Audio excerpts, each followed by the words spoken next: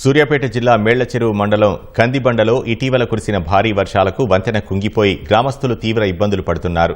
విద్యార్థులకైతే దినదిన గండంగా ఉంది. వంతెన కుంగడంతో వాహనాల రాకపోకల్ని ఆపేసిన అధికారులు ఆ తర్వాత ఇటువైపు చూడటమే మానేశారు. నిత్యం బడికి వెళ్లే విద్యార్థులు ప్రమాదకర రీతిలో తాడు సాయంతో కుంగిన బ్రిడ్జిని దాటుతున్నారు. తమను పట్టించుకునే నాథుడే లేడని గ్రామస్తులు విద్యార్థులు వాపోతున్నారు. బ్రిడ్జిని మరమ్మతు చేయలేదని, కొత్త మార్గం కూడా చూపలేదని చెబుతున్నారు. ఇప్పటికైనా సంబంధిత అధికారులు చర్యలు తీసుకోవాలని కందిబండ గ్రామస్తులు డిమాండ్ చేస్తున్నారు.